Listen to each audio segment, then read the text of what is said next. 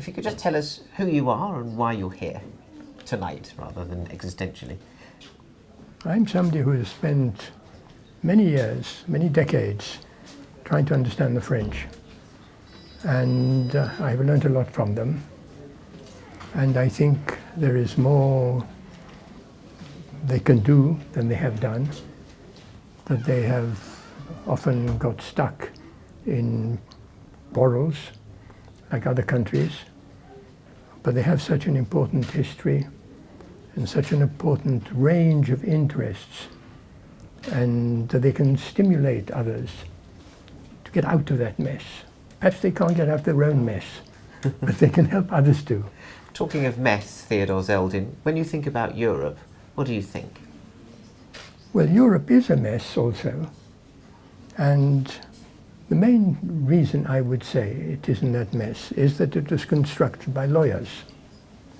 And the lawyers thought that if they made laws and regulations, everybody would join and it would go according to the law and regulations. But they forgot one thing, that what people want is to be loved. And Europe did not realize that it had to make people love it. And so they just put forward officials and regulations.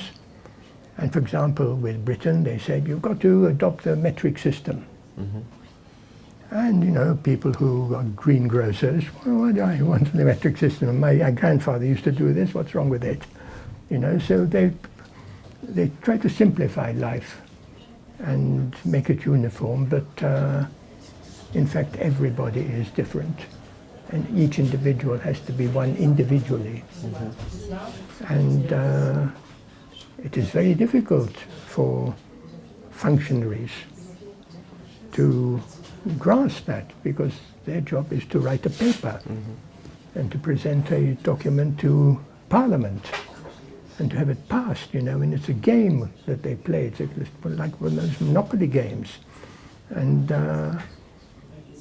so I think that the people in Europe who really value it, who see that it not only can stop wars, but it enables one to enter into other cultures, discover other people.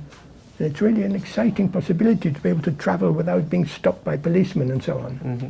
Theodore Zeldin, you've written so much about the future of work, the future of happiness, the future of gastronomy. Where do you see our future now as we step into a new era? Well, I am thinking, if you mention work, work is where we spend our lives, 8 hours a day, but more even. And we just do what we're told. And we get stuck in a job. And most jobs are boring. And they damage your brain. And they make you do the same thing all the time. And you've got a boss who's always annoying you. Oh, why should we put up with this? Why should we think we're going to spend our lives talking to computers and talking to robots? It seems to me that young people have to get some ideas and do something different. And to construct new forms of work is one of my ambitions.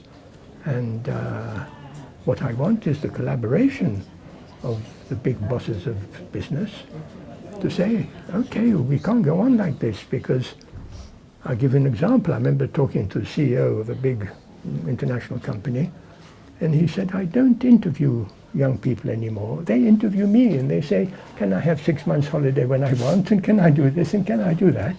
They have an idea of what work is.